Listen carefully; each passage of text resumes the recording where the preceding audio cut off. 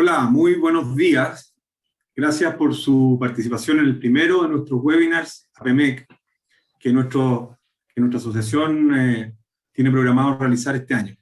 Antes de comenzar, queremos decirle que si usted tuvo algún problema de conexión para este webinar, enviaremos a toda la base de datos un nuevo link genérico, mediante el cual usted podrá ingresar directamente a este evento. Bueno, primeramente recordar quiénes somos. APMEC es la Asociación de Pequeñas y Medianas Centrales Hidroeléctricas, una de las gremiales de más larga tradición en el ámbito de la energía renovable, y que ha tenido un rol fundamental para el desarrollo de la hidroelectricidad de pequeña y mediana escala en nuestro país. Hoy, nuestra asociación ha evolucionado desde un rol principalmente centrado en el fomento de esta tecnología, incluida nuestra exitosa feria y conferencia de Expo APMEC, ustedes se recordarán, a un enfoque cada vez más activo en las discusiones de política pública en materia de mercado eléctrico, siendo el primero de los seminarios virtuales mediante los cuales iniciaremos nuestro aporte a la discusión en estas materias.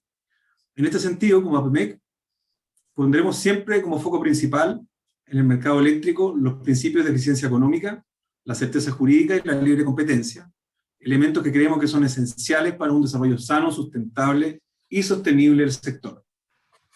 Respecto al tema que hoy nos convoca, tenemos el agrado de presentar dos estudios referidos a los efectos de la condición de inflexibilidad del GNL en el sistema, entre ellos la generación renovable y las emisiones del sistema y transición energética. Como veremos, la afectación de los precios spot repercute sobre todas las energías renovables, pues independiente si las centrales son o no hidroeléctricas, estas siempre tendrán una producción estacional o intradiaria que los obliga a mantener una proporción relevante de su energía en el mercado spot. El estudio desarrollado por el académico Cristian Muñoz demuestra la distorsión que la inflexibilidad del gas ha generado en las transferencias del mercado spot de la energía en los años previos. El otro estudio, desarrollado por el académico Ignacio Larcón, demuestra diversos impactos al 2034, entre ellos los que destacan menores inversiones en renovables y almacenamiento, mayores emisiones de gases de efecto invernadero y un incremento importante en los costos de operaciones en el sistema. Es decir, demuestra ser contrario al alineamiento de la anhelada transición energética.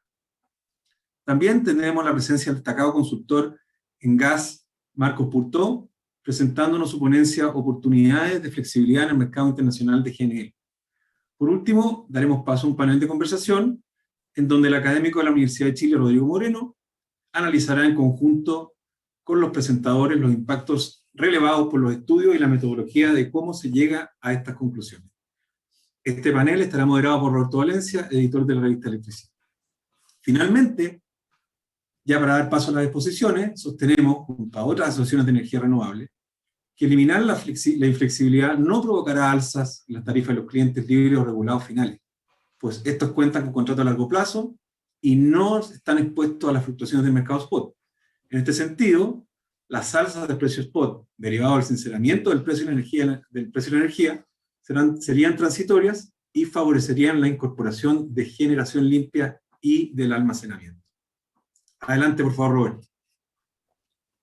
Muchas gracias, Rafael. Buenos días a todos, nuestro público espectador en estos momentos. Y efectivamente, tal como ha señalado Rafael, el tema que nos convoca hoy día es el webinar titulado El impacto del GNL inflexible en la generación renovable, mitos y realidades. Y efectivamente comenzaremos con la presentación del estudio de Cristian Muñoz. Cristian es director de Breves de Energía y profesor adjunto de la Pontificia Universidad Católica de Chile. Y el título de su exposición es GNL inflexible, precios spot y seguridad de suministro. Cada expositor tendrá 20 minutos para mostrar los principales resultados. Y sin más, yo le voy a dar la palabra a Cristian. Cristian, por favor. Hola, muchas gracias por la invitación. Voy a compartir pantalla.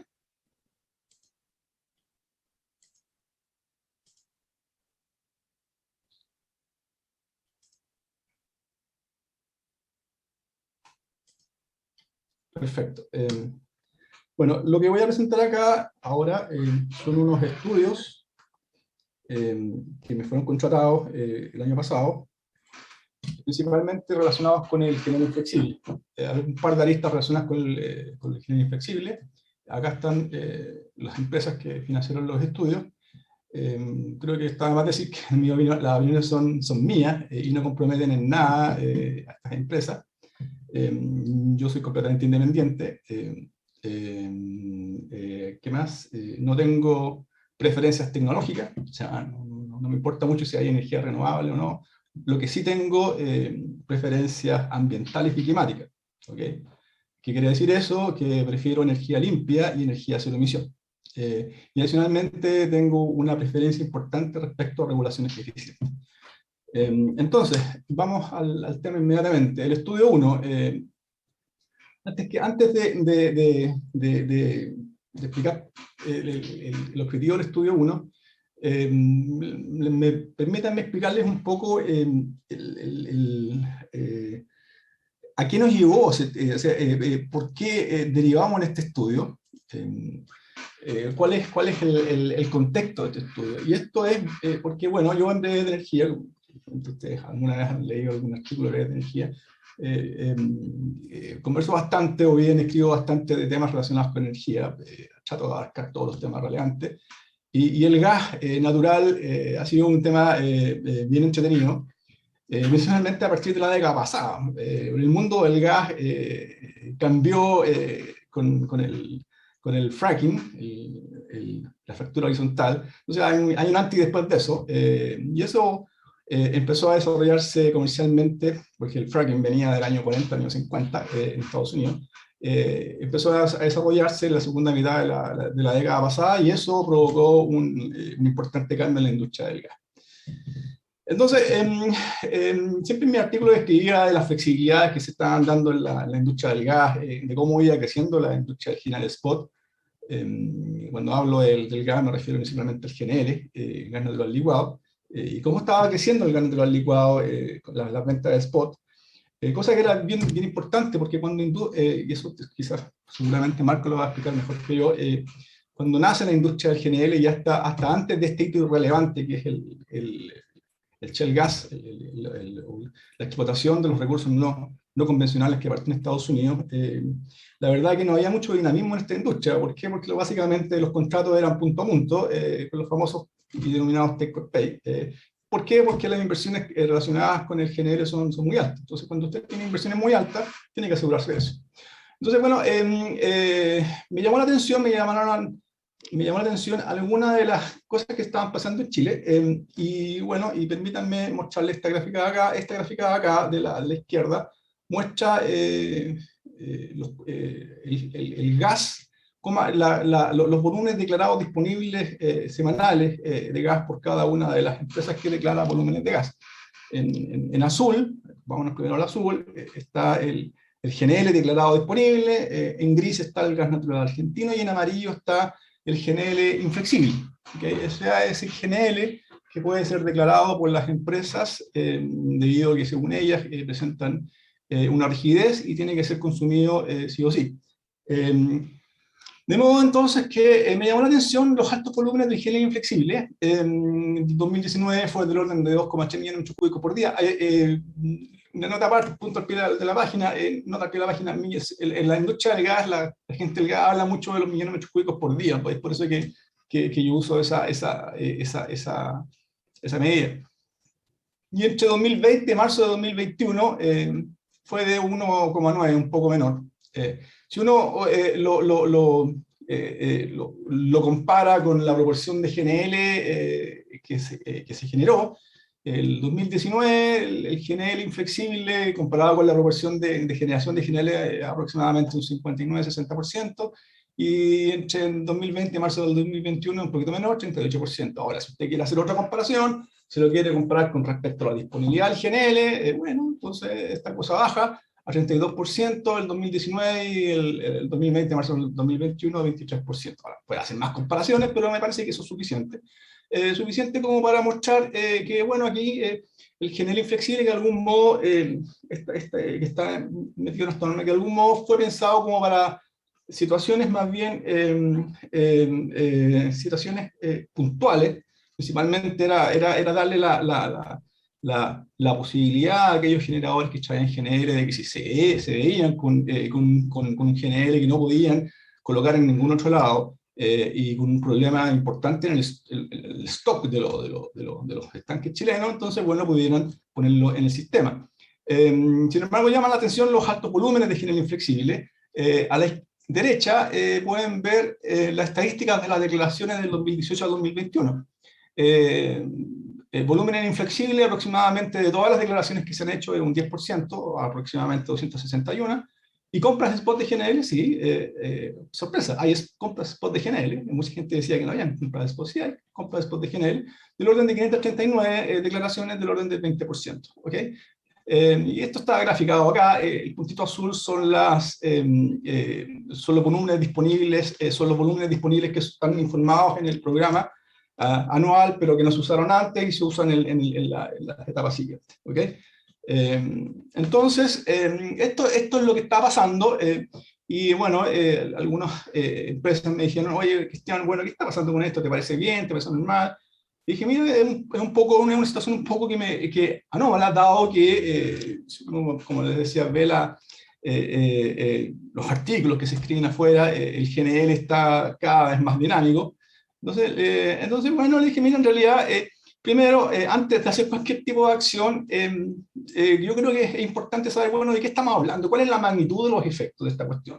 Porque si es una magnitud despreciable, es decir, me imagino que está dentro del orden de los errores de los modelos. Los errores de los modelos tienen una magnitud, una tolerancia que les da, que se mueve en torno a los 0,0 y algo, en cuanto a uno le puede dar magnitudes de convergencia en precios o en costos. Si está dentro de los errores, la verdad que no hay mucho que hacer, y si tal vez un poquito más, bueno, ahí hay que ver, pero lo importante es tratar de medir esto. Y ahí surge entonces la idea de este estudio, que era cuantificar el impacto que hayan tenido estas declaraciones de inflexibilidad entre, el primer estudio abarca enero a diciembre del 2019, y después se me pidió hacer lo mismo, pero entre enero 2020 y marzo del 2021. ¿Okay? Ese es el contexto de por qué se hace este estudio, que fue el primer estudio que trata de cuantificar esto. La metodología y bases que propuse, la verdad que no es nada novedoso, aquí no hay ninguna cosa original de mi parte, son simulaciones ex post de la operación con diferentes volúmenes de inflexibles de GNL. Y la idea es ir escogiendo, en cada semana ir escogiendo un programa realizado por el coordinador, porque la idea es usar las bases de datos hechas por el coordinador, no empezar uno a fabricar las bases de datos, aprovechar lo que ya está hecho.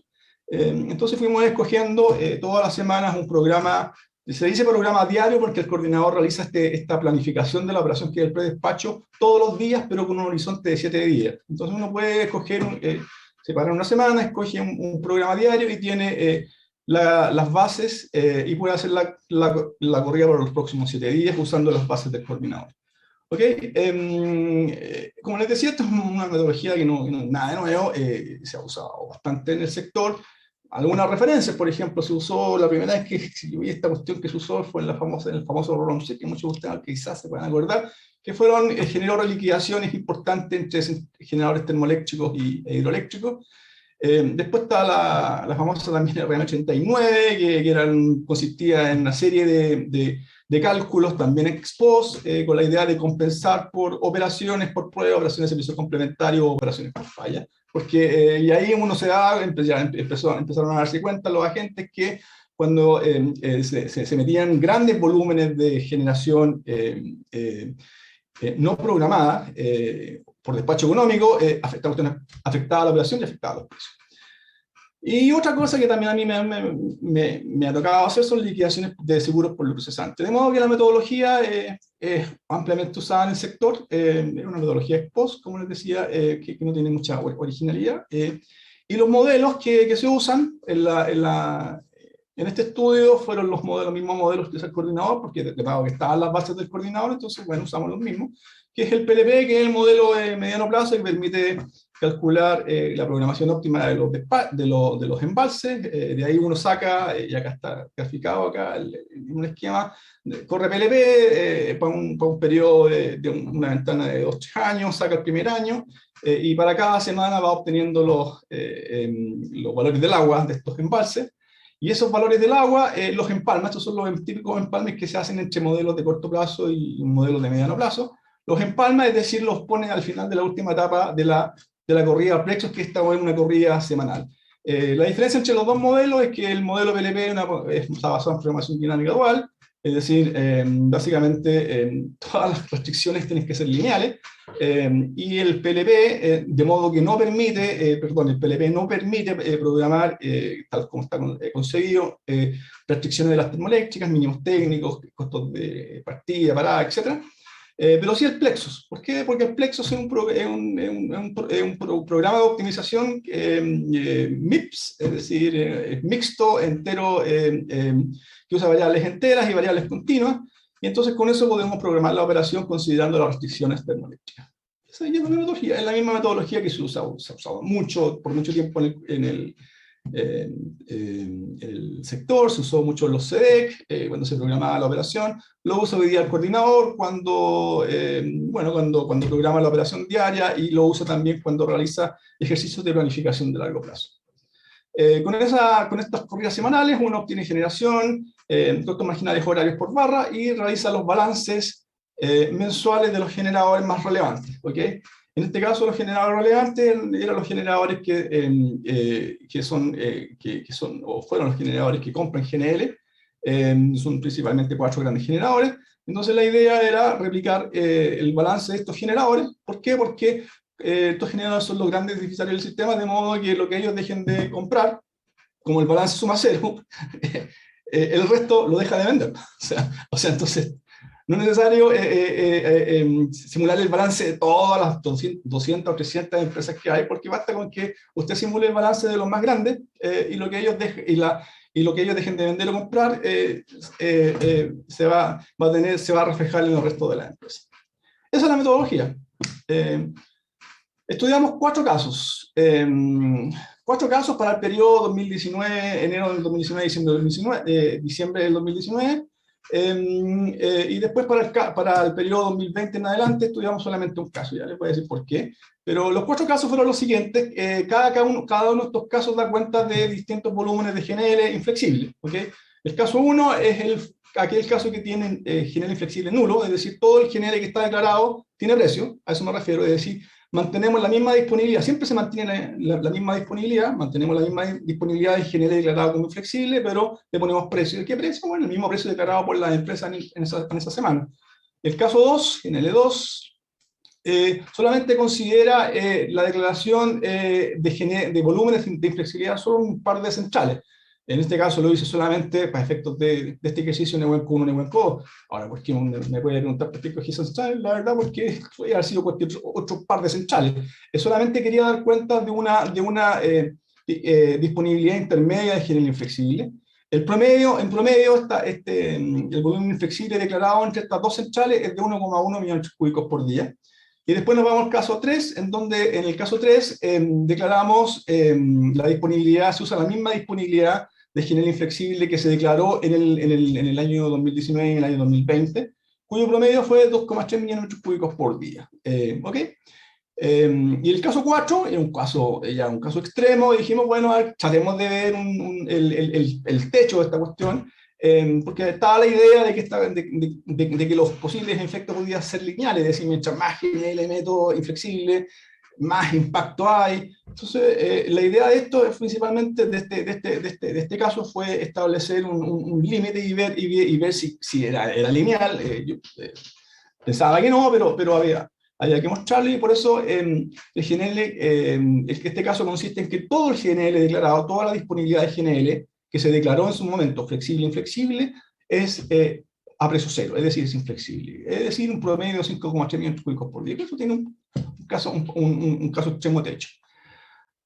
Supuesto muy relevante, y eso he recibido hartos críticas y comentarios, que son bienvenidas, del ADP, que el ADP es el programa anual de entrega de buque, que se programa con anticipación. El ADP normalmente se programa entre agosto y septiembre de un año, y programa todos los buques que vienen en el próximo año. Entonces, acá hay un supuesto relevante, porque no nos quisimos meter con ADP. Yo no me quise meter con el ADP, porque meterse con una ADP es meterse en la cabeza de cada uno de los generadores, porque la ADP es definido por la optimización de cada uno de estos generadores. Yo no tengo idea cómo están optimizando ellos. Pueden optimizar por lo esperado, pueden optimizar por gestión de red, no lo sé. Entonces la idea fue, dado una ADP, yo le quiero mostrar o quiero determinar cuál es el margen en que estas cosas se pueden, en que la operación y los precios se pueden mover. A lo mejor no se mueven. Puede ser que no se mueva, o sea, puede ser que dado una ADP y dado distintos volúmenes de general inflexible, la operación y los precios se mantienen más o menos iguales, o bien sí se puede mover, y eso es lo que queríamos ver, queríamos chequear. Dado una ADP, es decir, no me meto con la optimización de la ADP, el ADP puede ser óptimo o puede ser no óptimo, pero está dado. Quiero determinar cuál es el margen en el cual se puede mover el punto de operación y los precios con estos distintos volúmenes flexibles. Cristian, Y bueno, ¿perdón? Quedan 5 minutos, Cristian, por favor. Ya, bueno. Vamos a los resultados creo que son conocidos por todos. Acá están los costos marginales, 2019 y enero de 2020. Acá para cada uno de los casos, entre 2020, enero de 2020 y marzo de 2021, acá está, solamente se hizo un caso. El GNL3 es el GNL3 con el GNL inflexible que se declaró en esa oportunidad. Y bueno, ¿y qué resulta acá? Bueno, que en promedio el precio, el costo marginal cae respecto al caso GNL1, donde no hay inflexibilidad, en $4,4 por megawatt hora, y en promedio entre enero y marzo de 2021 cae del orden de 1,7, ¿ok? Acá están las tablas de frecuencia, si alguien las quiere ver, y si uno realiza la simulación de los balances, se da cuenta entonces que para el caso GNL3, que es el más relevante,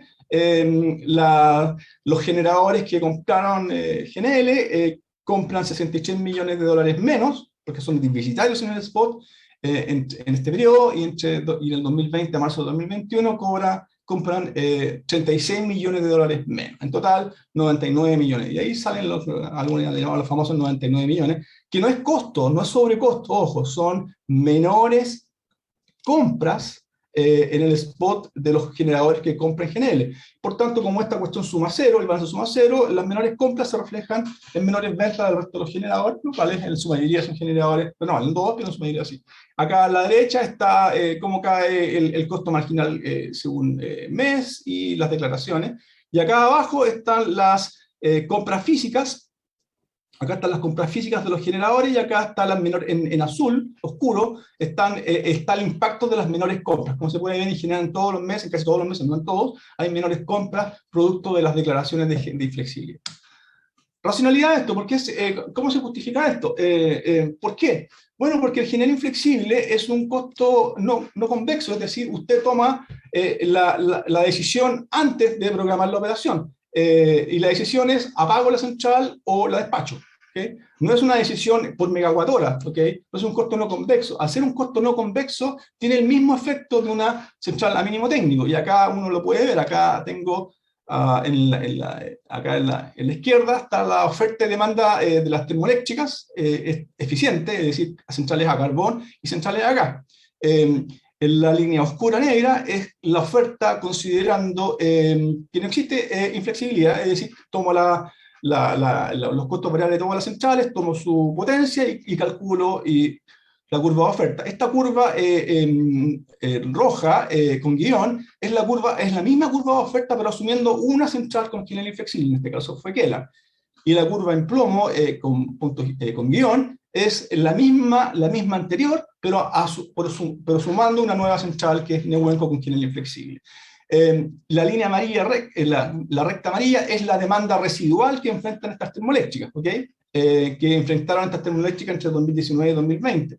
Y acá esto es el promedio, ¿okay? O sea, tiene un mínimo y un máximo. ¿Y qué es lo que puede verse acá? Que dependiendo, dado una demanda residual y dependiendo del GNL que usted declare como inflexible, el precio se mueve, el precio spot se mueve.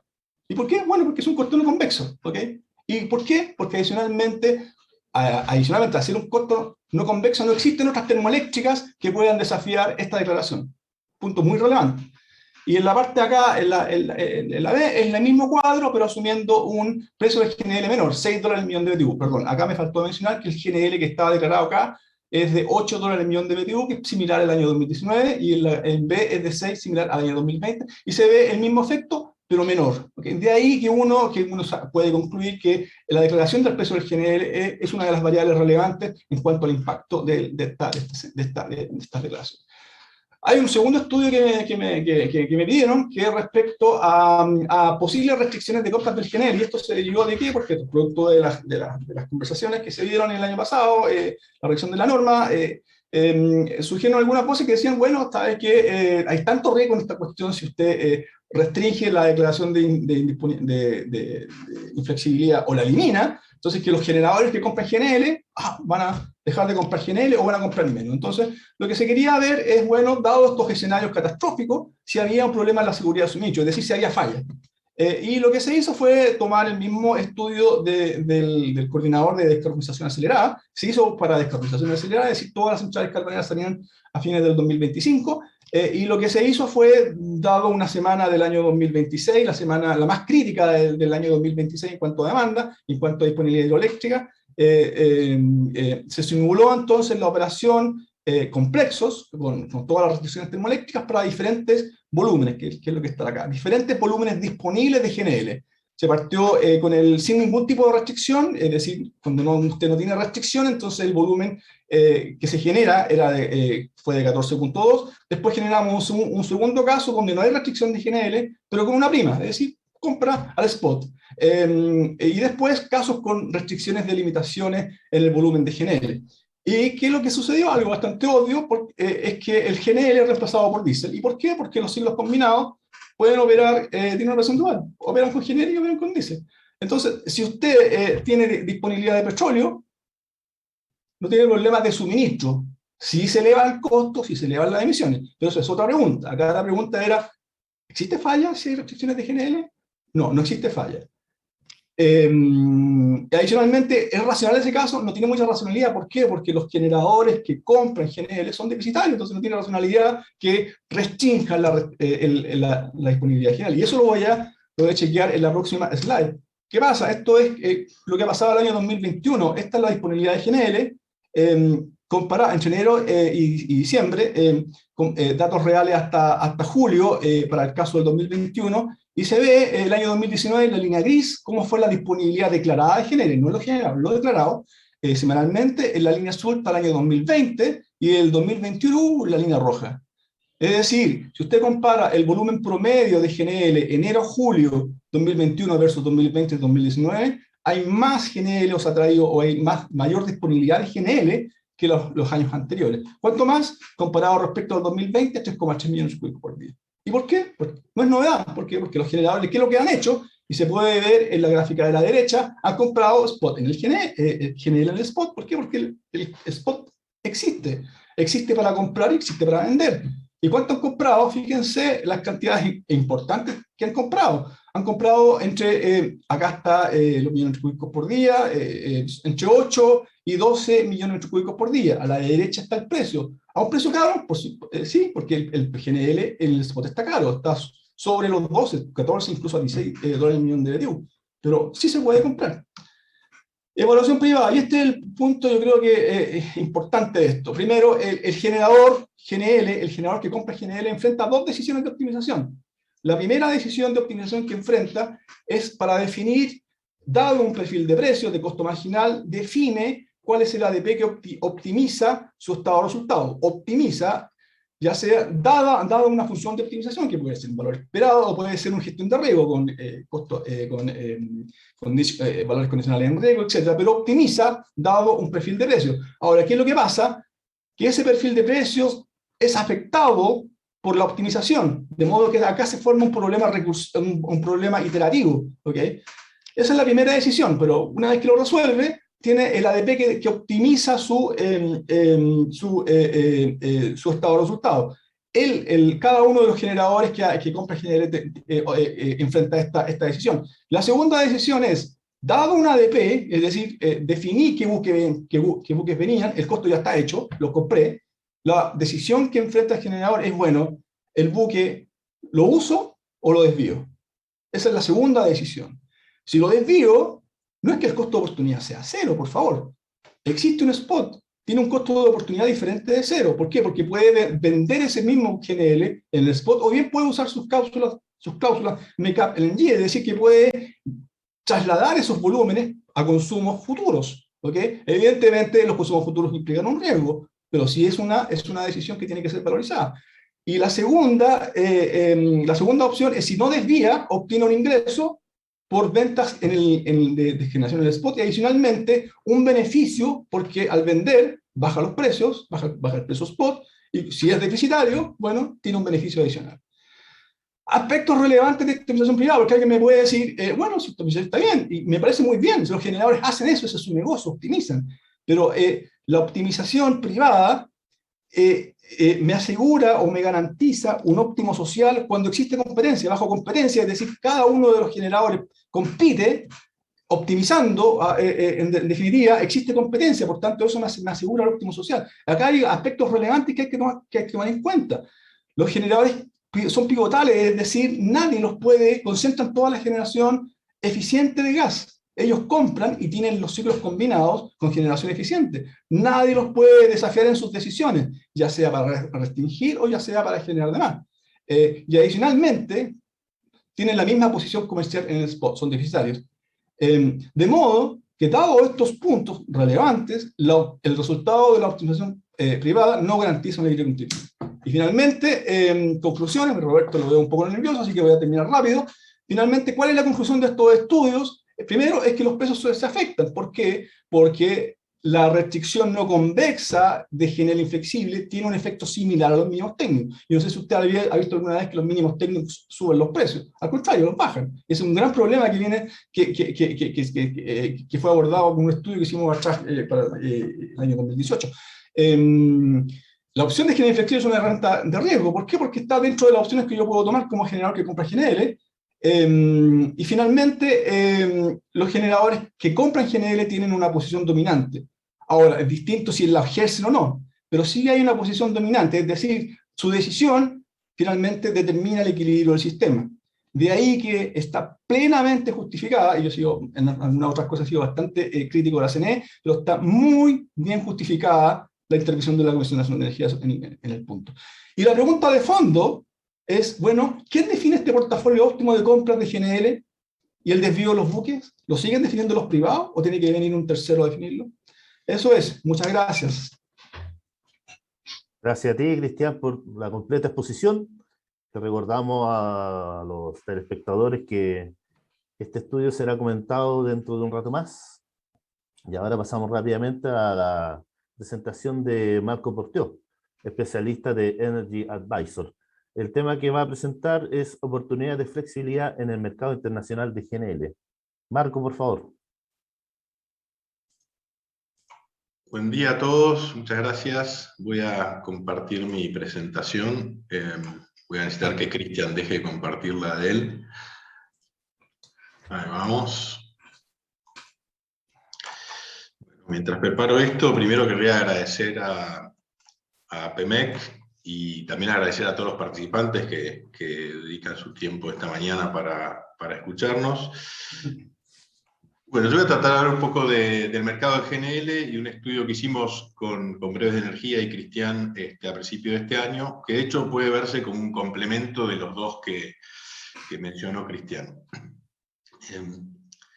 El primer punto, yo imagino que esto viene discutiéndose hace un par de años en Chile, así que muchos ya conocerán esto, pero es transmitirles cómo es hoy el mercado de GNL. Como decía Cristian en la presentación anterior, hasta el año 2005, el mercado de GNL está principalmente constituido por cadenas rígidas punto a punto, donde había flexibilidad contractual, porque el volumen era significativo del mercado, entonces había flexibilidad contractual, pero era menor comparada con la rigidez que tenía la estructura general del sector. Ahora, eso pasaba hace 20 años. Hoy el mercado no es más como en aquel momento. Hoy el mercado de GNL es un mercado dinámico, es un mercado grande, tiene un tamaño similar a lo que puede ser el mercado del acero a nivel de comercio internacional. No es un mercado menor, no es un mercado nuevo. Las primeras ventas de GNL fueron en 1959, hace más de 60 años. Entonces el mercado es un mercado del tamaño de 150 billones de dólares por año, no es un mercado secundario. Hay 20 países que exportan, hay 43 países que importan, hay 450 millones de toneladas por año de capacidad de liquefacción en el mundo, y hay 950 de capacidad de regasificación. Esta diferencia es muy importante, en gran parte se explica por las diferencias estacionales de consumo, pero en otra parte se explica por seguridad de abastecimiento y la necesidad de tener flexibilidad en las cadenas. Y cuando fue creciendo esta diferencia entre la oferta, capacidad de liquefacción, y la demanda, capacidad de regasificación, empezó a crecer la flexibilidad en el mercado. Entonces, más o menos a partir de 2005, el mercado se vuelve mucho más dinámico, lo vamos a ver en la siguiente slide. Pero tenemos 640 buques, y una capacidad de almacenamiento combinada de todos estos buques de 95 millones de toneladas. Ahí tenemos los principales exportadores, Australia, Qatar, Estados Unidos y Rusia, y los principales importadores, particularmente en el sudeste asiático y en Asia, Japón, China, India, y la Unión Europea también es un consumidor importante. Entonces, ¿cómo cambia, o por qué va cambiando, o cómo vamos dando cuenta que va cambiando el mercado? Ahí arriba hay dos frases que salen en un estudio del OIS del 2020, que muestran un poco la liquidez que va tomando el mercado. Dos cosas que pasan cuando un mercado toma liquidez: los arbitrajes se vuelven menos rentables. O sea, el arbitraje, en vez de darme un margen del 30% del valor del producto, me da un margen de 1%, 2% del valor del producto. Entonces, los arbitrajes regionales, como decía, declinan en cantidad, hacen menos oportunidades de arbitrajes importantes de precios. Y los precios se correlacionan, se empiezan a correlacionar los precios en los distintos mercados. Y dentro del mercado, los actores, ese segundo punto, empiezan a trabajar más sobre la construcción de valor, de flexibilidad en los portafolios y de habilidad para rápidamente capturar las oportunidades, porque habiendo pocas y de poca diferencial de precio, hay que ser cada vez más eficiente en capturar esas oportunidades. Algunos números grandes de la flexibilidad del mercado: el 40% del volumen spot, y lo vemos en el gráfico de acá abajo, el 40% del volumen de GNL transaccionado se transacciona en el spot. Esto es una suma de spot puro más flexibilidad contractual. Pero cuando más de un tercio del mercado transacciona spot, definitivamente tenemos un montón de flexibilidad en este mercado. Esto viene a partir de varias tendencias que fueron construyéndose en el mercado GNL a partir del 2005. Una es el crecimiento general del mercado, pero la otra fue el desarrollo de los mercados hub spot de gas natural, en Europa particularmente, pero también en Estados Unidos. Y ahí el surgimiento de lo que se llaman los portfolio players, que son los jugadores de GNL que antes eran una suma de cadenas rígidas, pasan a mirar su portafolio, para ser redundante, como un portafolio, donde los movimientos son marginales sobre el portafolio y no cada cadena es independiente. Y los traders globales, Glencore, Vitol, Trafigura, empiezan a sumarse al mercado. Hubo un momento donde los bancos de inversión se sumaron, después fueron retirándose y dejándole lugar a los traders globales. Entonces hoy tenemos muchos jugadores que están permanentemente optimizando sus portafolios en el mercado spot de GNL. La aparición de la liquefacción en Estados Unidos, que a partir del 2015, pero digamos entre 2010 y 2015 empieza a convertirse en un importador de GNL, y todas esas terminales de regasificación importadoras que tenían en la costa del Golfo, o algunas de ellas, empiezan a convertirles en terminales de liquefacción. Y por la ventaja de ser proyectos brownfield, pueden adoptar un modelo diferente de negocios, que es un modelo de tolling, donde cobran por el uso de la terminal, pero después están en los clientes decidir cuándo y cómo la usan. Eso le da mucha flexibilidad al mercado. Las exportaciones americanas se correlacionan mucho muy fuertemente con el margen de esas exportaciones entre el Henry Hub y los precios en Europa y en Asia. Y entonces sube o baja la producción o la liquefacción en Estados Unidos respondiendo a la diferencia de precios de mercado. Esto también le da mucha flexibilidad al mercado. Hay mucha capacidad, como te decía antes, flexible de regasificación, hay mucha más capacidad de regasificación que de liquefacción, entonces hay muchas oportunidades de encontrar lugares donde volcar GNL cuando haga falta. Y las estructuras contractuales empiezan a incorporar toda esta flexibilidad. Entonces los contratos de GNL, más allá que siguen algunos manteniéndose de largo plazo, sobre todo para nuevos proyectos, primero van acortando su duración, los de liquefacciones viejas que van venciendo no se renuevan en los mismos términos, y todos empiezan a incorporar nuevas herramientas de flexibilidad. La primera fue la multiplicidad de destinos. Los contratos originales eran en general de destino único, y ahora los contratos en general permiten que el comprador decida cuál es el destino del producto, con obviamente un montón de reglas para hacerlo. Y otros dos temas que quería mostrarles acá es el JKM, es el mercado que se generó hace un par de años de futuros de GNL en Japón y Corea, o sea, es un mercado virtual, financiero, pero el open interest de ese mercado vemos cómo creció en los últimos tiempos, que también mostrando, esta es una herramienta de manejo de riesgos, de manejo de riesgo-precio de los actores del mercado, y cómo creció del 2017, se multiplicó por 10 veces al 2021. Todo esto está trayendo un montón de flexibilidad al mercado. Entonces, ¿qué tiene que ver todo esto con Chile y el GNL inflexible? Cuando en el 2008, 2009, o 2007, 2008, Chile empieza a desarrollar su estrategia de GNL, el mercado era distinto. Estas tendencias recién estaban arrancando. Entonces Chile necesitaba una herramienta de manejo de riesgos, un mercado chico en términos de volumen general, donde el GNL iba a ser un elemento importante, y donde la volatilidad de la demanda y del despacho térmico necesitaba herramienta de manejo de riesgo. Y se crea una herramienta de manejo de riesgo para el GNL, que es el despacho inflexible. O sea, esto es lo que Chile, si querés, mira en ese momento. Había un despacho esperado, se compraba en cuestión del despacho esperado, se generaba una disponibilidad, pero después en la realidad aparecían déficits o excedentes. Y la herramienta que iba a manejar esto era el despacho de GNL inflexible. Pero hoy el mercado genera un montón de herramientas nuevas para manejar el riesgo del GNL. Los desvíos de buques son habituales en el mercado. De hecho, Argentina, que empezó su mercado de GNL de importación más o menos en el mismo tiempo, fue por un modelo diferente, por necesidad y probablemente por falta de planificación, pero fue por un modelo de mercado spot, y compra, salvo una excepción en el 2012-13, donde se hicieron contratos a 2 años, compra todo anualmente en el mercado spot.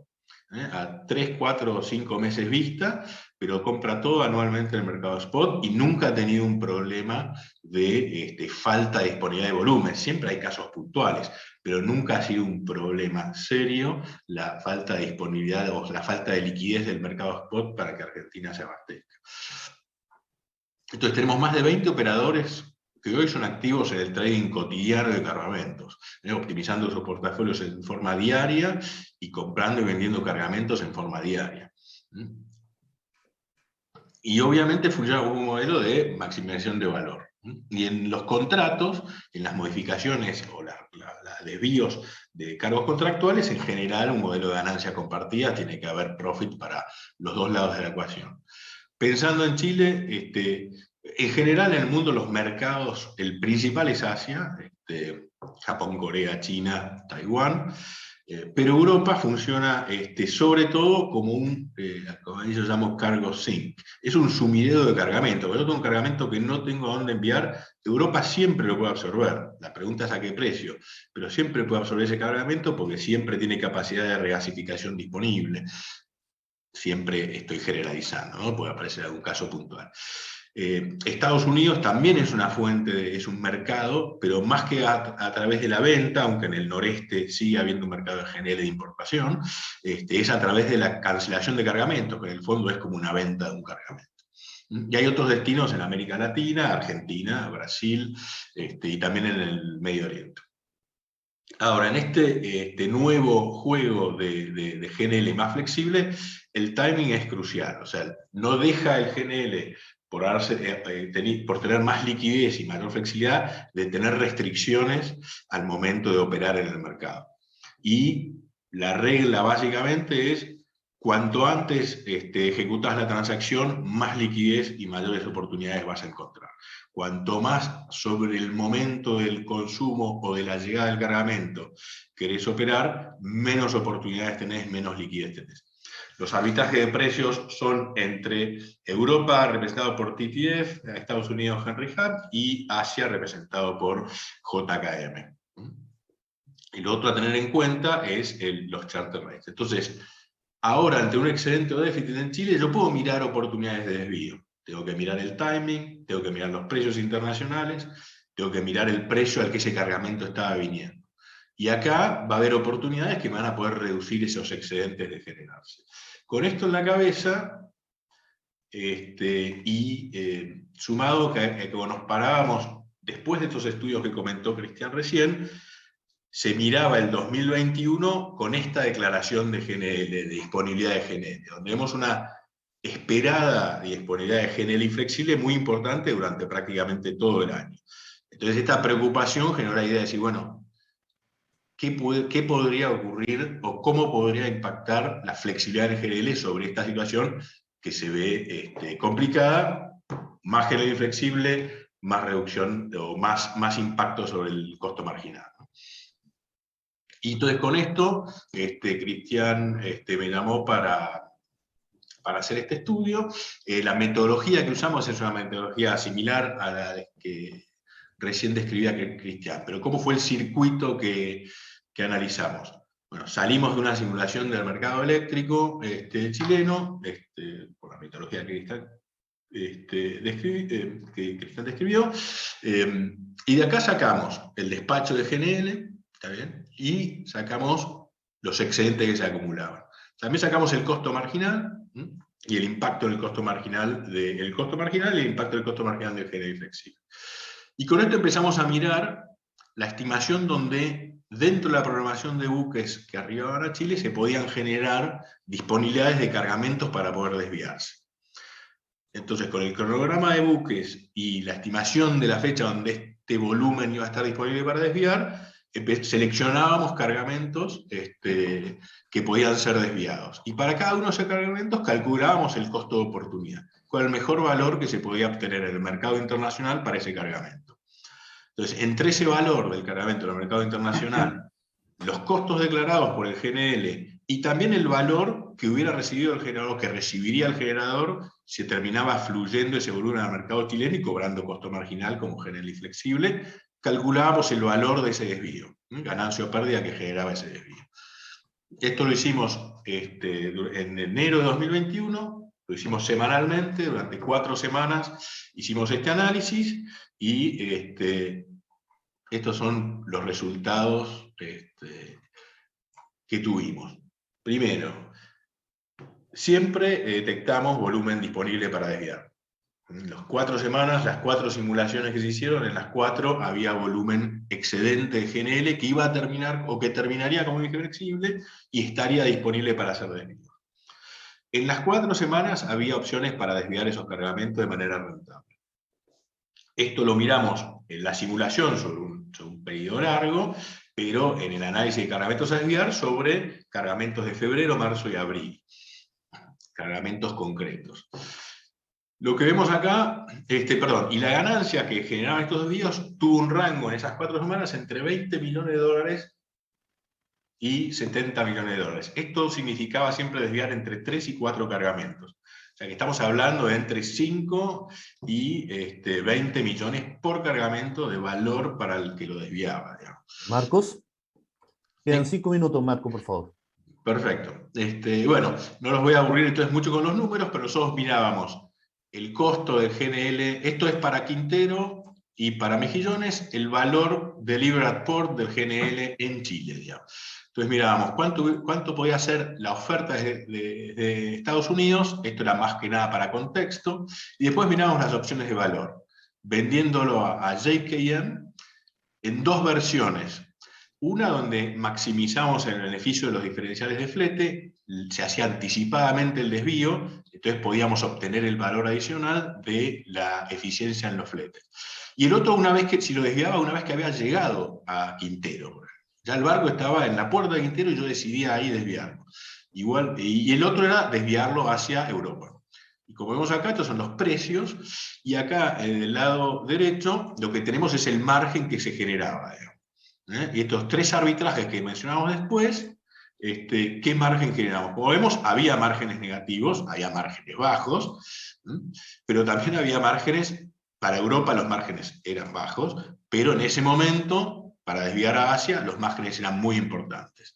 Hay un pico de precio en enero que arrastró sobre febrero y marzo, y lo mismo pasaba para mejillones. Entonces, por ejemplo, esta es la película de la primera semana que hicimos el estudio. Y acá detectamos que se podía en Quintero desviar un buque en marzo, había volúmenes disponibles, no era necesario y generaba una rentabilidad positiva importante. Y después en Mejillones había dos buques posibles de desviar, uno en febrero y uno en marzo, los dos también generando márgenes muy importantes, particularmente el de febrero, porque era donde el precio era más alto. Entonces, como conclusión, esto que vimos acá es la forma que se analizaría la rentabilidad de estos desvíos. Y estos son los resultados, y como vemos y decíamos recién, las 4 semanas se vio que había oportunidades de desvío. Entonces, como conclusión, el handling flexible es una herramienta de manejo de riesgos. Usar GNL en un mercado de generación con reglas de despacho competitivas no es sencillo. Eso lo vemos en Argentina, donde es habitual tener que hacer desvíos de buques, tener que desplazar buques de un mes al otro, tener que salir a comprar buques spot adicionales. Es un proceso que requiere un manejo dinámico de los cargamentos. Cuanto más grande es el impacto del GNL sobre el mercado, mayor relevancia tienen las restricciones. Si yo al final tengo una planta, una importación de 2 millones de metros cúbicos por día en un mercado de 100, bueno, hay muchas herramientas para absorber problemas en esa cadena. Cuando tengo que meter 2 millones en un mercado de 4 millones, bueno, las restricciones se vuelven mucho más relevantes, ¿no? Pero, entonces, hay que entender las restricciones del proceso y la dinámica del mercado internacional de GNL para entender cómo establecer reglas de manejo de riesgo adecuadas para el mercado. Entonces, el handling flexible en su momento fue una herramienta de manejo de riesgo. Es una herramienta necesaria. Lo que pasa es que el mercado bajo el cual fue diseñada esa herramienta cambió. Hoy hay nuevas herramientas de manejo de riesgo. Entonces la pregunta es, yo puedo modificar esta regla. ¿Cuáles son las cosas que tengo que tener en cuenta? Bueno, ¿cuál es el nuevo escenario de flexibilidad que puedo incorporar? ¿Y quién va a tomar estas decisiones? Porque una de las cosas relevantes que explicó Cristian recién es esta que pongo acá abajo, ¿no? Que no puedas tener un escenario donde vos le des al importador de GNL la herramienta de manejo de riesgo para no generar pérdidas irrazonables o impedir que se genere la importación de GNL, y al mismo tiempo no permitirle que saque una renta de oportunidad sobre esa herramienta de manejo de riesgos. Supongamos un generador que está perfectamente contratado, con lo cual no tiene incentivos de compra o venta en el mercado de spot. Él importó un barco de GNL a $6, para dentro de 3 meses el mercado se va a $20, él puede vender el barco haciendo un profit de esos de $14, y después recompra un barco a $20 y el mercado paga ese barco a $20. Como él está contratado, no tiene grandes problemas de que el precio spot aumente. Ahora, entonces, lo que fue una herramienta de manejo de riesgos que le permitió comprar ese primer cargamento, ahora le permite hacer una rentabilidad sobre un manejo de ese cargamento, ¿no? Esas son las cosas que hay que mirar para compatibilizar el mercado y la herramienta de manejo de riesgo. Y la otro mensaje tal vez para dar es que la anticipación es fundamental. Manejar este riesgo significa estar siempre mirando hacia adelante. Cuando llegó el mes donde llegan los cargamentos o cuando llegó el mes donde hay que despachar las máquinas, ya hay muy poco que se puede hacer. Hay que mirar para dentro de 2 meses, 3, 4 o 5 meses. Algo mucho más parecido a lo que es valorizar el agua de un embalse que a lo que significa el despacho de un combustible que se supone de disponibilidad inmediata. Así que bueno, eso es un poco lo que les quería contar, el resultado del estudio que hicimos, y quedo obviamente a disposición para cualquier pregunta que tengan. Muchas gracias, Marcos. Muy completa la exposición, con una buena radiografía del dinamismo del mercado internacional. Bueno, y el último estudio estará a cargo de Ignacio Alarcón, consultor, y se titula Efectos del GNL inflexible en el plan de expansión de generación. Ignacio, por favor, tienes 20 minutos. Muy bien, gracias, Roberto. Bueno, voy a compartir la presentación.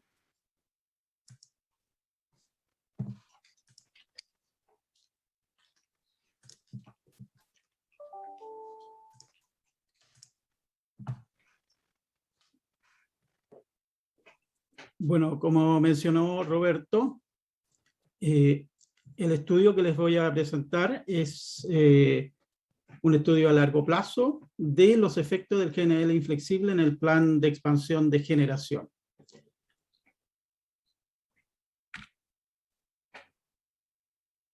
Lo que les voy a presentar está dividido en estos 5 puntos, digamos. Vamos a ver en principio el objetivo del estudio, los supuestos, que son muy importantes para entender los resultados, la modelación que se utilizó, los escenarios y finalmente los resultados.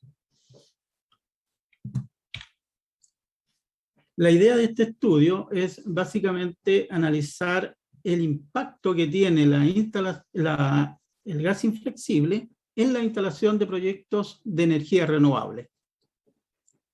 En segundo lugar, teníamos como objetivo ver si había alguna variación importante en el costo de suministro de la demanda, ¿ya? En relación con la operación y la inversión, y finalmente en las emisiones de CO2.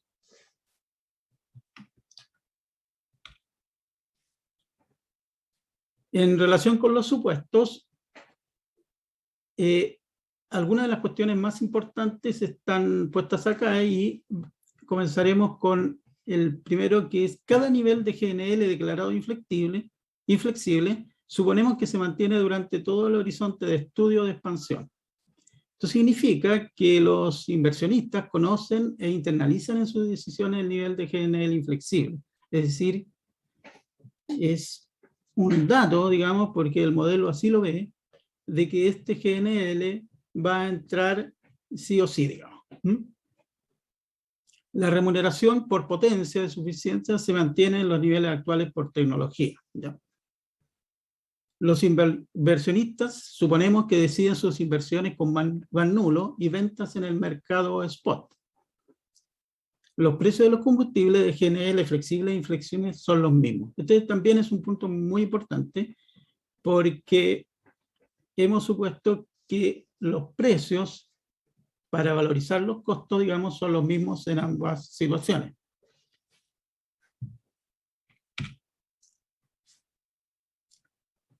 En cuanto a la modelación, el horizonte de estudio es de 10 años y abarca el periodo que va entre el año 2025 y 2034, son 10 años. 4 zonas, Norte Grande, Norte Chico, Centro y Sur, con límites de transmisión hasta el 2029. La línea Norte Grande Centro se supone que se va a colocar en servicio en el año 2029. El esquema temporal considera 3 por 24 bloques horarios por trimestre. Entonces, importante explicarlo un poco. Se supone una demanda definida por un día típico por trimestre, y 3 condiciones de viento. Eso nos da entonces 3 días tipo por trimestre, en que en un día de demanda, que es la misma en cada uno de estos bloques, de estos 3 días, tenemos condiciones de viento que son viento, llamémoslo suave, viento moderado y viento fuerte, ¿ya? En cuanto a la hidrología, hemos considerado 3 condiciones de hidrología: hidrología seca, media y húmeda. Para las centrales termoeléctricas y embalses se han considerado gradientes de subida y bajada de carga en embalses, GNL y carbón. No se representan en esta modelación mínimos técnicos. Las tecnologías candidatas que se estudiaron son eólica, solar fotovoltaica, solar CSP, baterías e hidroeléctricas. Y las centrales existentes corresponden a los datos de la programación semanal del CEN de febrero del 2021. Un aspecto importante en el tema de las tecnologías candidatas es que las baterías fueron simuladas con costos de inversión tanto en potencia, digamos, como en energía.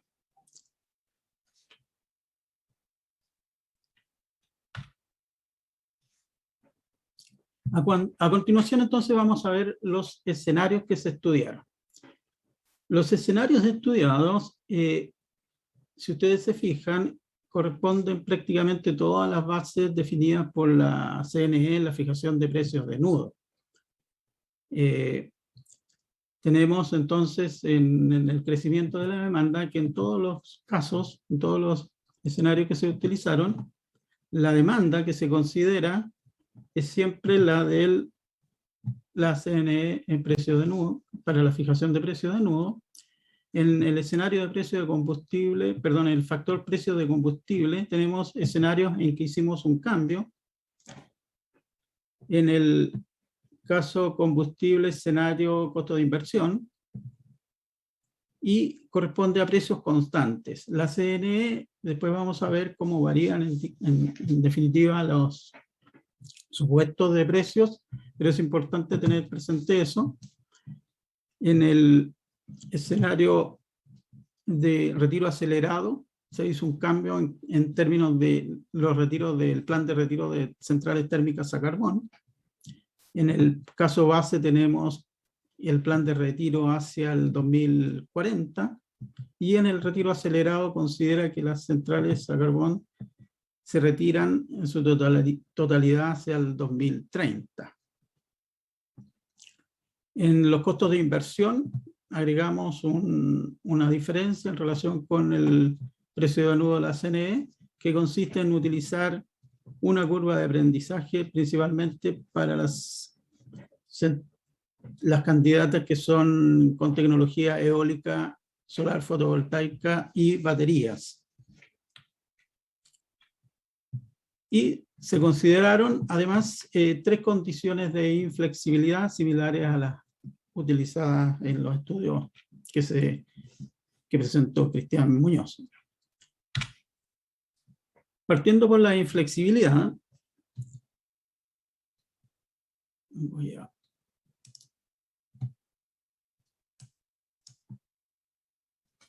tenemos, como les mencioné, 3 condiciones de inflexibilidad. Inflexibilidad 1 en Quintero y Mejillones,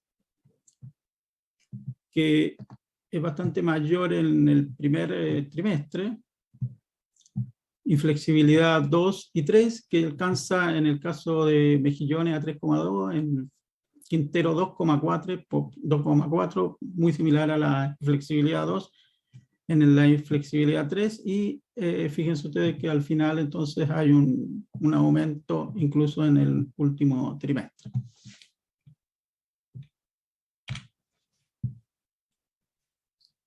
En cuanto a la demanda,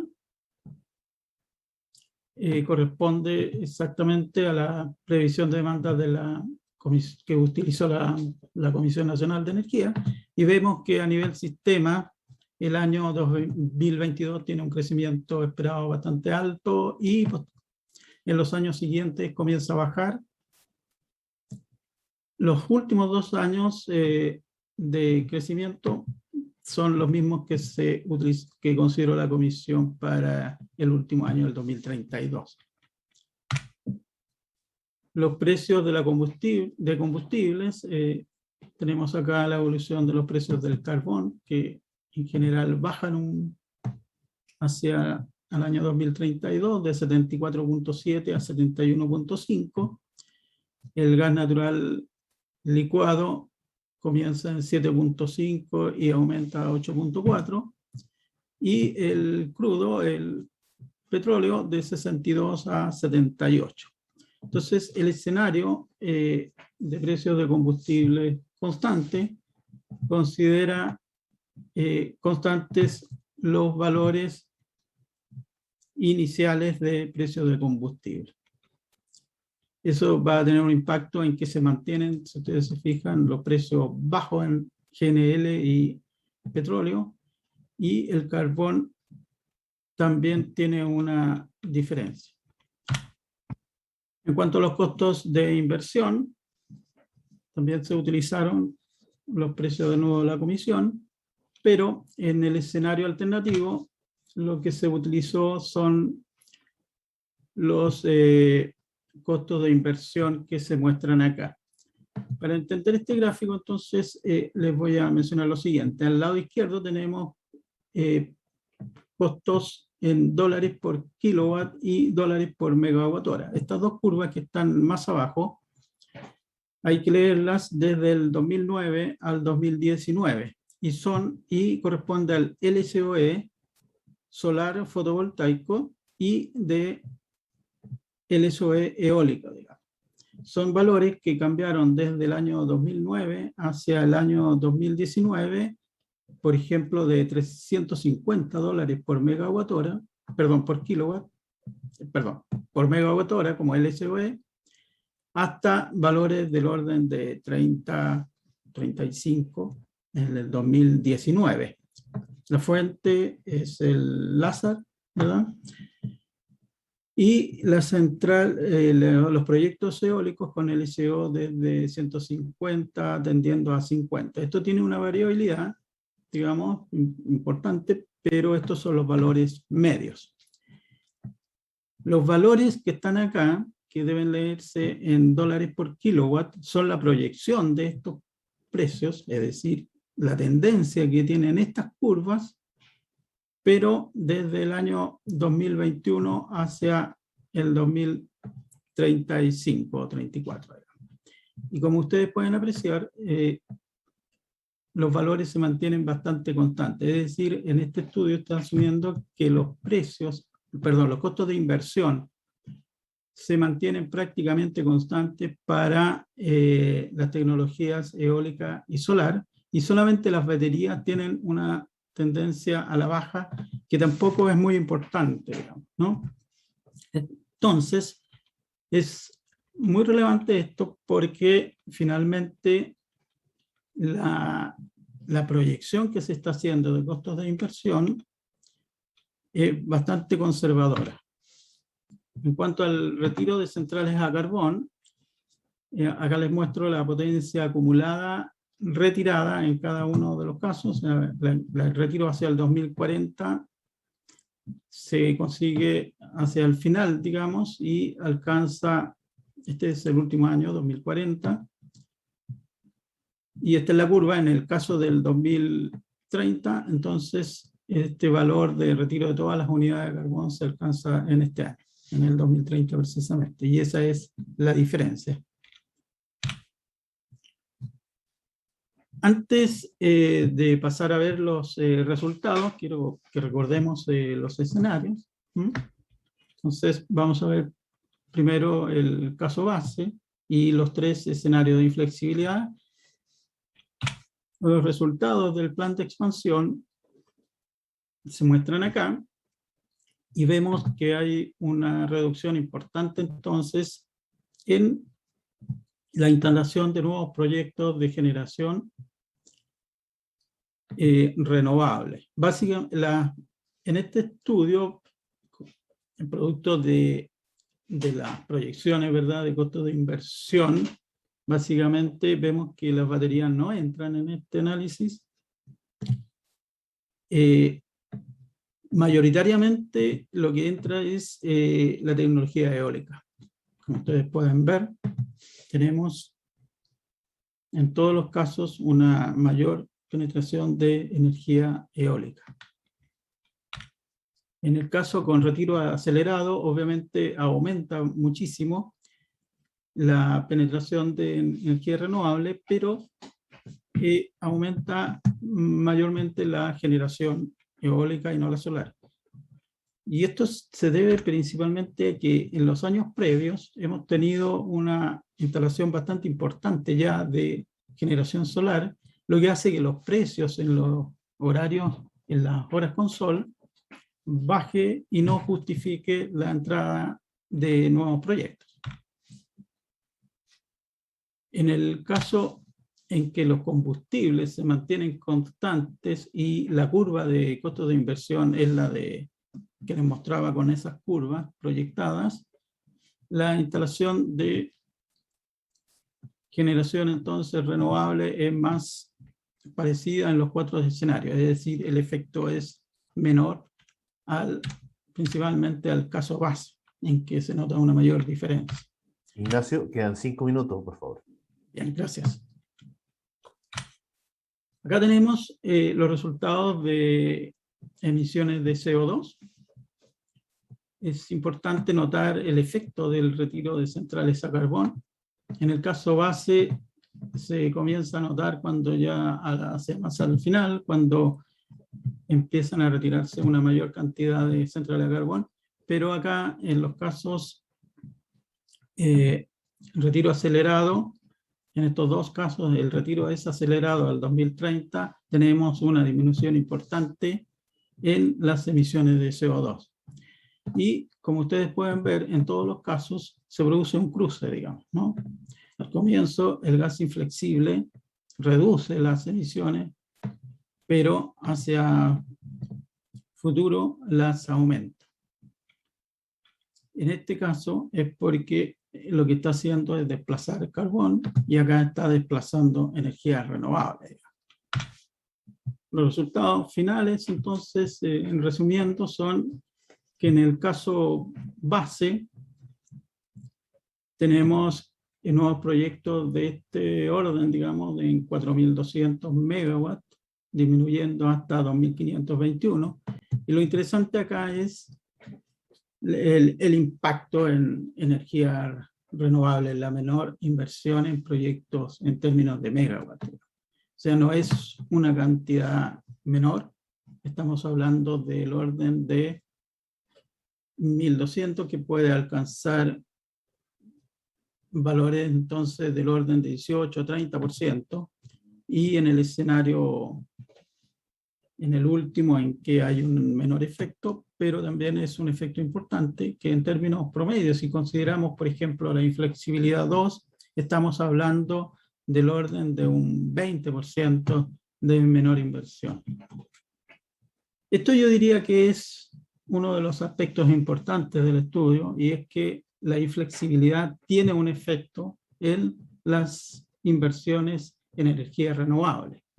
Lo importante acá es ver cómo podemos hacer de que esa declaración de inflexibilidad sea modificada, porque evidentemente un precio nulo no es correcto, porque desplaza en base a generación, y probablemente existen otras alternativas, como se mencionaba, el desplazamiento, acceder al mercado secundario, básicamente, y establecer mecanismos en que se pueda definir un valor para el gas que está almacenado, es decir, que se utilice un costo de oportunidad. Finalmente tenemos una cooperación en relación con los costos de inversión.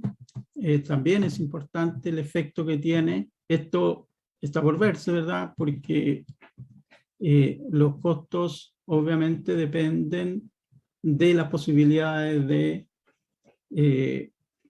operación efectivamente con esos costos y lo que se puede conseguir en los mercados secundarios. En este caso se ha considerado que todos los costos tienen el mismo, los precios de los combustibles son los mismos, ¿no? Pero tenemos un efecto importante en relación con los costos de operación. Los costos marginales finalmente tienden a estabilizarse y a largo plazo los que definen los costos marginales medios son las tecnologías que entran y como hemos visto la tecnología eólica principalmente con un precio que bordea los $40 por megawatt hora.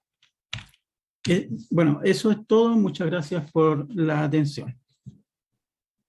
Muchas gracias a ti, Ignacio.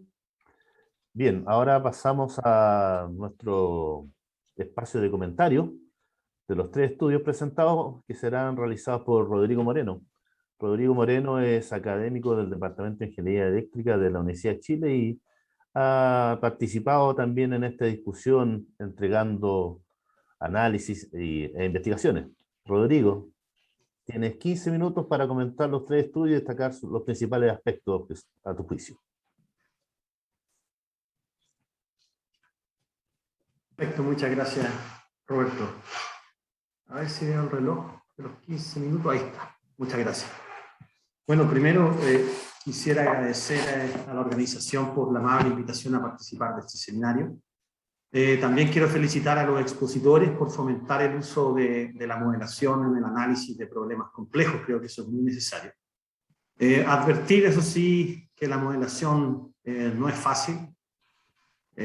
Así que ahí hay un doble mérito de los expositores. La modelación es siempre criticable, ¿ya? No existe el modelo completo ni el modelo perfecto. Y uno siempre puede mejorar los supuestos, puede mejorar la metodología. Así que hay que tener mucho cuidado con los comentarios que se hacen en este tipo de modelos. También las herramientas computacionales son limitadas. Uno no puede modelar todo, digamos, todo el sistema con todos sus detalles. Y las herramientas matemáticas también son limitadas. El estado del arte ha llegado a un cierto límite, pero todavía no nos permite avanzar a un punto en donde nosotros ya quisiéramos estar. Por todo esto, un estudio como estos que acaban de presentar los expertos, requieren de receptores que estén a la altura de entender bien la contribución del trabajo. Sin criticar por criticar, esto lo digo porque es extremadamente fácil criticar, en el sentido en que no existe el modelo completo, ni existe el modelo perfecto, por lo tanto uno siempre puede decir faltó esto, faltó todo, ¿no? En mi experiencia como editor de journals técnicos en la IEEE, el consejo que siempre doy a los revisores más jóvenes, más juniors que están partiendo es focalícense en lo bueno que tiene el trabajo, no en lo malo. Ustedes siempre van a encontrar algo malo. Ustedes tienen que focalizarse en lo bueno y ver si eso que es el claim del trabajo, lo que se está argumentando, si eso está bien hecho, ¿ya? Entonces eso es lo que los llamo a hacer para poder hacer un juicio acerca de estos trabajos, ¿ya? Dadas las restricciones de tiempo que tengo, me voy a focalizar en los aspectos que me parecen más relevantes, no en todos, que fue una gran enormidad de temas que aparecen, ¿ya? Me refiero primero a la presentación de Cristian. El estudio hace un excelente trabajo en mostrar la sensibilidad del precio spot con respecto a las declaraciones de gas inflexible de la industria del GNE. Para mí, y bueno, el estudio lo demuestra bastante bien, es claro que un bloque importante de energía declarado a costo marginal cero deprime los precios de spot del sistema, ¿ya? Ahora hay que ver qué se puede concluir de este tipo de ejercicio, ¿ya? Ahí están los datos, ahora hay que tratar de extraer cierta información, ¿cierto? Concluir que las declaraciones de la industria de gas natural pueden mover los precios de spot me parece correcto, ¿ya? Y esto es un indicio, de hecho, es un buen indicio para seguir investigando, ¿ya? Lo más delicado, a mi gusto, es hablar acerca de las condiciones de competencia, ¿ya? Y hacer conclusiones, ¿ya? Yo creo que se puede hablar de las condiciones de competencia, porque hay indicios, como bien decía, pero hay que tener cuidado con concluir, ¿ya? Yo creo que este es un tema que hay que seguir trabajando. Por ejemplo, es necesario estudiar en detalle sensibilidades finas de las declaraciones de cada una de las firmas bajo distintas circunstancias, midiendo el impacto en las rentas de dichas firmas. ¿Ya? Ese sería el siguiente paso, ¿ya? Y de hecho este es un tema que hablamos extensamente también con el expositor. Hay que tener claro que aunque sí es un indicio medir las sensibilidades de precio, no entrega información concluyente. Una evaluación de competencia, disculpen, incluye para cada firma, y aquí voy a ocupar un término técnico, pero que está en boga en el coordinador y en otras partes, hay que determinar para cada firma las rentas pivotales de poder de mercado, ¿ya? Solo dimensionando estas rentas y midiendo la métrica de competencia, que están en función de estas métricas, entonces es posible concluir acerca de los niveles de competencia. Generalmente las métricas de competencia lo que hacen es alertar a la autoridad para tomar medidas en ofertas declaradas, ¿no? Por ejemplo, reemplazando la oferta por un cálculo administrativo. Entonces, típicamente se ocupan estas métricas de competencia, como decía, para prender una lucecita roja y decir, oye, aquí hay que intervenir. Y en esa condición determinada, cuando se prende la luz, no a rajatabla durante un periodo, digamos, extenso. Así que en esa condición determinada va y se interviene con un mecanismo adecuado para no, por supuesto, dañar tampoco los beneficios que significa el mercado, ¿ya?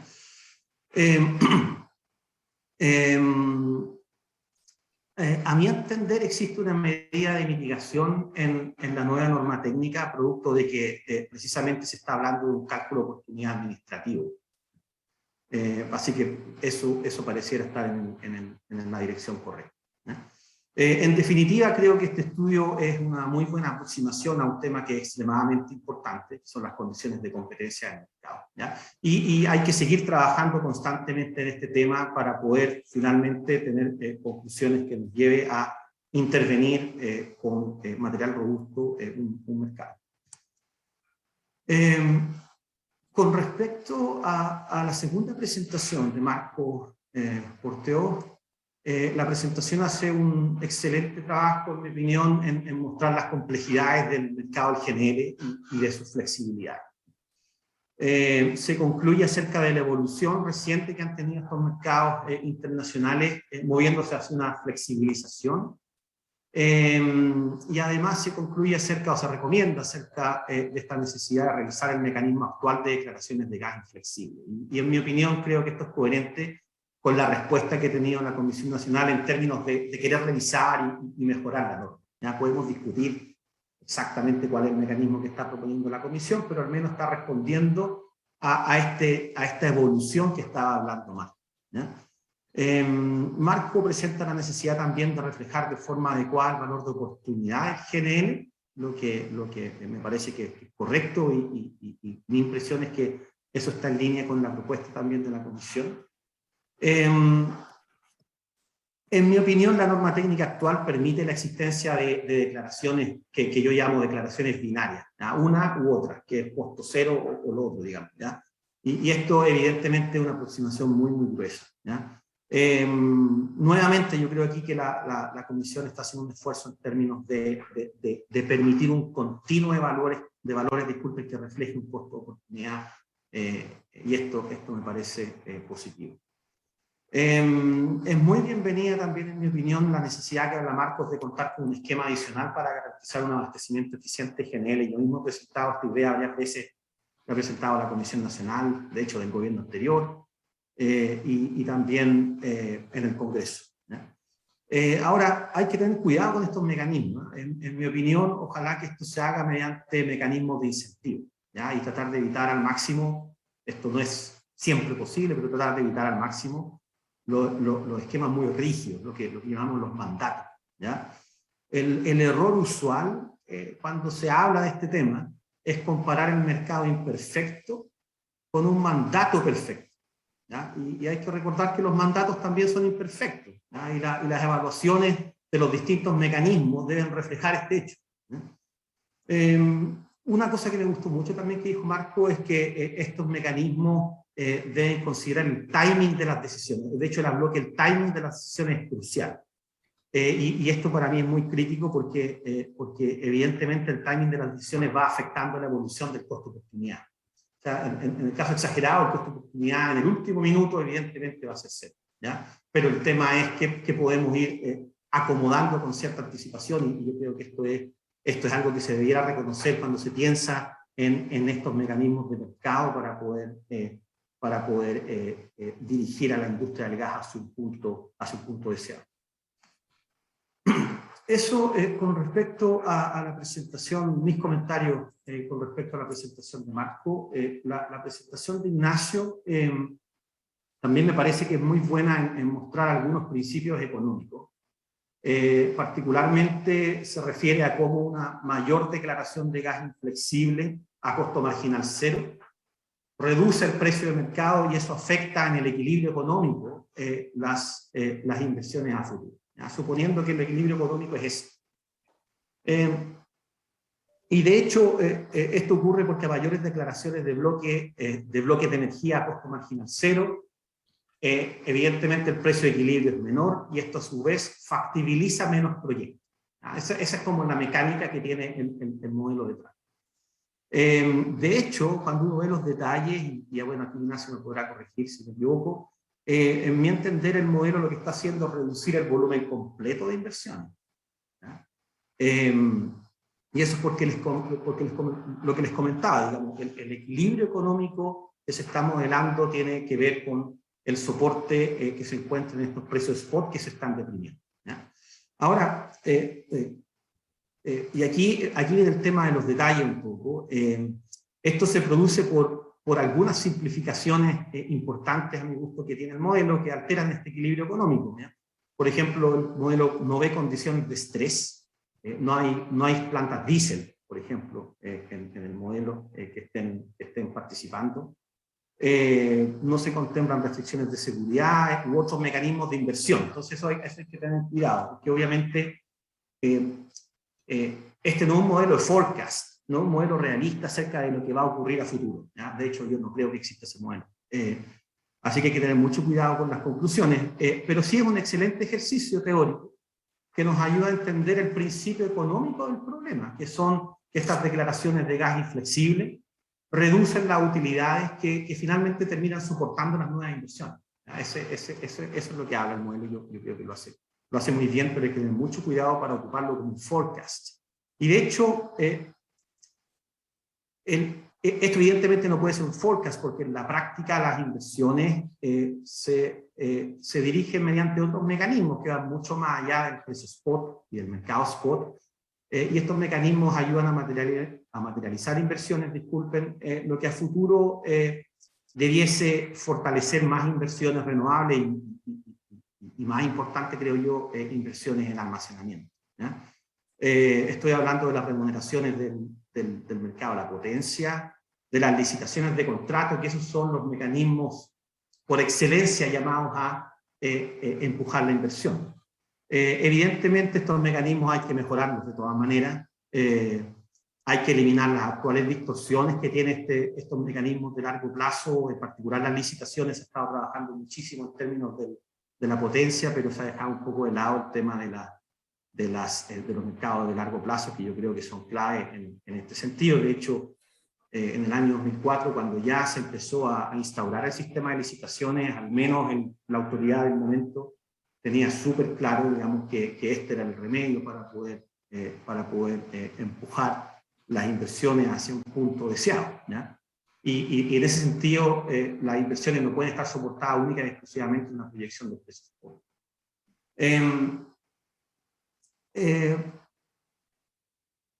Entiendo que la actual norma técnica es molesta porque baja desproporcionadamente los precios mediante estas declaraciones binarias, ¿ya? Eso es absolutamente entendible, que es lo que muestra, digamos, Ignacio. En este sentido, entiendo que la Comisión propuso un mecanismo que administrativamente determina el costo marginal de las declaraciones inflexibles, entonces ya no está en manos del generador decir que este gas entra a cero, sino que la Comisión va a hacer un juicio o un cálculo, disculpen, acerca de cuál es el valor adecuado para poder determinar finalmente cuál es el costo marginal que se le reconoce. Eso al respecto de mis comentarios más técnicos acerca de las presentaciones. Solo me gustaría terminar diciendo que los estudios presentan varios elementos de interés, que evidentemente, como siempre, hay que tener mucho cuidado para interpretar bien los estudios. Los estudios entregan datos, ¿ya? No entregan información, la información es la interpretación que le da uno.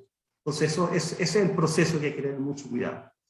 Se agradecen las instancias técnicas y objetivas como esta, así que le agradezco mucho a la organización de poder tener este momento para poder discutir lo que sabemos de la temática y declarar abiertamente y honestamente lo que nos queda por conocer. Yo en particular en este tema del gas siento que aún el sector está en deuda con respecto a varios temas que nos permita movernos hacia un punto en donde estemos mejor parados de manera más robusta para hablar de los temas. Muchas gracias. Gracias a ti, Rodrigo. Muchas gracias por tu comentario. Bien, le recordamos a los espectadores que la conferencia completa se la podrán encontrar la próxima semana en el portal de APMEC y de Revista Electricidad. Y ahora damos espacio a las preguntas del público. Nos ha llegado una que es para Cristian. Cristian, nos preguntan, ¿qué te parece a ti el diagnóstico entregado por el Coordinador Eléctrico Nacional la semana pasada a la Comisión de Minería y Energía de la Cámara de Diputados, en que se planteó que las declaraciones de inflexibilidad han sido acordes a la normativa sin existir una afectación a la libre competencia? ¿Qué te parece? Bueno, antes que nada quería darle las gracias a Rodrigo.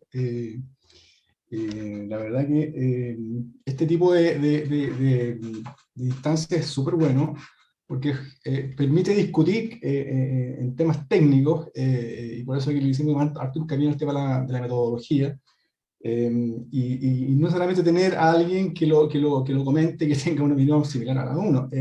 Así que le agradezco mucho su participación en este seminario. Respecto a la pregunta, a ver, no sé si ustedes han tenido la oportunidad de ver las revisiones que hace el coordinador.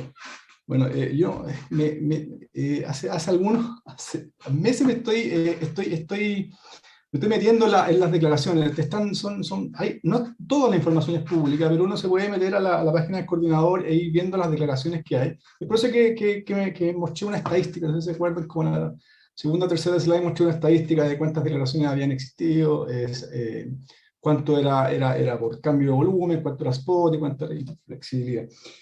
Ahora, si, por ejemplo, si uno, no he visto todas, pero si uno ve algunas declaraciones de inflexibilidad, principalmente lo que hace el coordinador es toma la declaración que llega al generador y el generador le dice, mira, yo tengo un volumen, un barco que me llega con un determinado volumen, y resulta que el estanque tiene un determinado, que tiene una capacidad, tiene un volumen hoy día, y adicionalmente uno puede proyectar las próximas semanas, puede proyectar el GNL que se usa, y en definitiva sucede que parte del GNL que llega en este barco, si no se genera, va a terminar sin uso. Entonces, básicamente, el chequeo que se hace es un chequeo de stock y es un chequeo de la colocación, o sea, de la colocación del volumen de GNL que viene. Pero no hay un chequeo del costo-oportunidad del GNL. Es decir, ¿qué es lo que haría yo? Si a mí me mandaron esa declaración, yo diría, está bien, perfecto, ok, veo que efectivamente hay vertimiento, entre comillas, de GNL, si no se pone un volumen de GNL, está bien, pero yo empezaría a revisar las alternativas que tiene este GNL, o sea, yo como planificador central empezaría a revisar las alternativas que tiene este GNL, e incluso revisaría las herramientas financieras que los mismos contratos tienen. Estos mismos contratos tienen herramientas financieras que son Makeup LNG, que le permite desplazar volúmenes de GNL de un año para otro, al año siguiente, al año siguiente. Evidentemente, cuando uno hace la evaluación, cuando tiene desplazamiento hacia el futuro, claro, tiene que hacer algunas aproximaciones o algunos supuestos, es decir, con qué probabilidad voy a usar el gas en el futuro, pero en definitiva es un tema de percepción de riesgo. Pero al hacer esa evaluación, compararía compararía cuál es el costo de usar ese GNL acá versus el costo versus el costo de trasladar ese GNL hacia otro lado. Es decir, puede comparar la opción de traerlo para acá, es decir, de usar el barco, o bien de derivarlo para otro lado. Me da la impresión, no me quiero dar una opinión completa, porque no he revisado todas las declaraciones de GNL inflexible, pero aquellas que he visto, me da la impresión que no valoriza las opciones que existen el costo alternativo que tiene este GNL. Si no lo revisa, me da la impresión entonces que algo está faltando. Claro, uno puede decir, el coordinador dice, bueno, yo cumplí con toda la normativa, está bien, pero me da la impresión que esa revisión no se está dando, y esa revisión es bastante importante para determinar si el volumen tiene que ser declarado como inflexible o puede tener alguna otra alternativa en nuestra parte. Eso. Gracias, Cristian. Bien, y de este modo hemos finalizado la conferencia. Queremos agradecer a Cristian, a Marcos y a Ignacio por la presentación de su estudio y su aporte, y también agradecer a Rodrigo por los comentarios de este. También le damos gracias a las más de 200 personas conectadas a esta conferencia, y le cedo la palabra a Rafael Loyola, director ejecutivo de APMEC, para los saludos finales.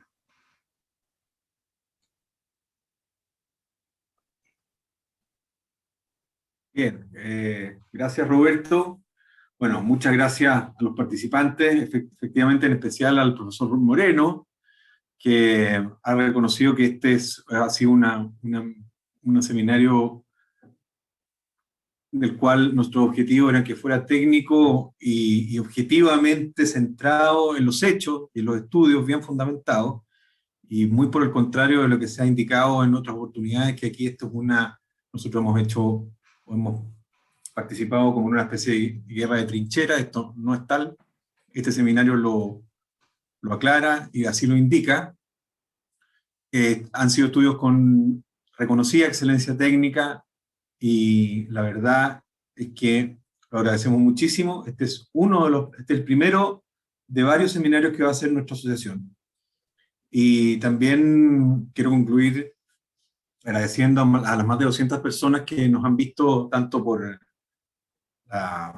el portal Electricidad como por la acreditación normal, digamos, y concluir señalando que si hubo algún problema técnico, si ustedes tuvieron algún problema técnico para ver completo el seminario, por favor me escriban a mi correo rloyola@apmec.cl, y yo les enviaré un link donde podrán ver completo el evento.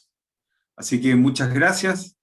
Gracias a Revista Electricidad, gracias a nuestros participantes, gracias profesor Moreno por sus comentarios, y nos vemos en una próxima oportunidad. Muchas gracias.